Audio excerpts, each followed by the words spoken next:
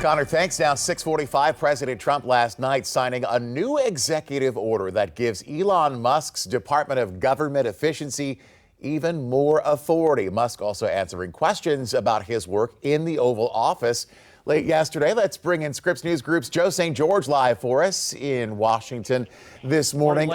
Hey, Joe, what is this new authority Musk now has? Where is this going to go? Well, you know, this is such a big story in the Commonwealth of Virginia just because of the sheer size of the federal workforce that lives in Virginia. So we're following this DOGE story, every angle of it, and impact on Hampton Roads and beyond.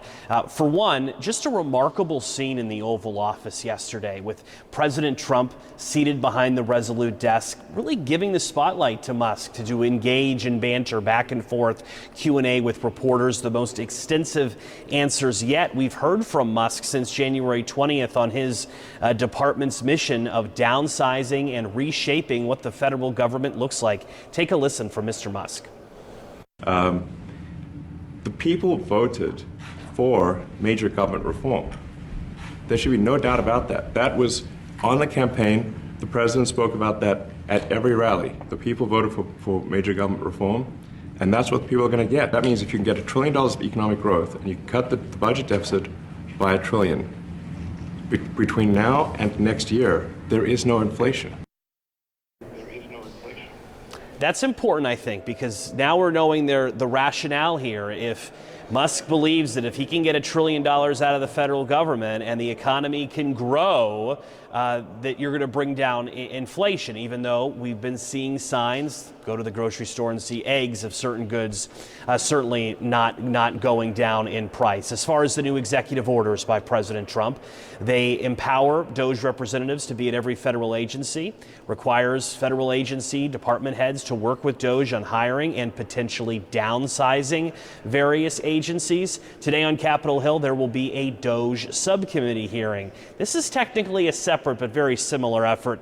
Musk's DOGE is Department of Government Efficiency. That's what that acronym stands for. This DOGE subcommittee is delivering on government efficiency. The Congress wing, if you will, of this DOGE effort. Marjorie Taylor Greene, Congresswoman Marjorie Taylor Greene of Georgia, will chair the subcommittee hearing. We'll hear from former FBI agents, fraud, waste, and abuse experts as well. A couple of things we didn't get yesterday from Musk, and that's evidence.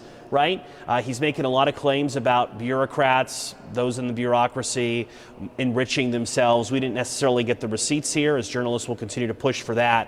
But it's clear that Musk believes now more than ever that the country has a bureaucracy problem and that decreasing bureaucracy will increase the scope of our democracy. More to come on this front for sure, Blaine.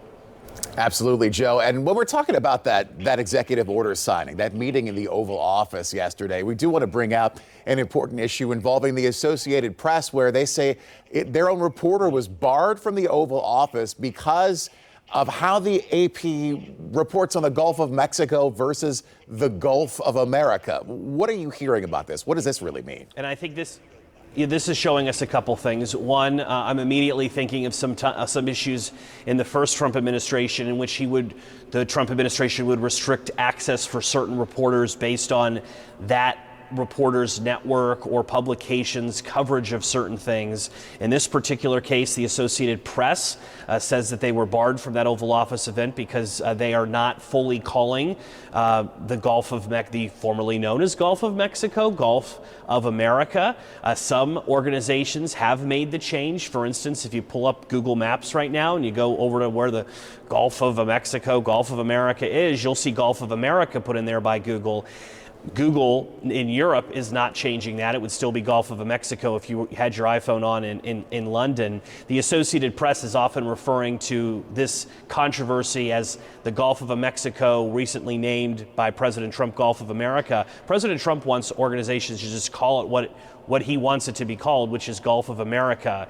So we'll see where this goes from here. The White House Correspondents Association, which represents journalists, has called this unacceptable. Full disclosure, I'm a member of the White House Correspondents Association. So we'll see where this goes from here. But clearly not the first time that President Trump has sparred with the press. A deepening gulf between the two sides this morning. Joe St. George, as always, live for us from Scripps News Group in Washington.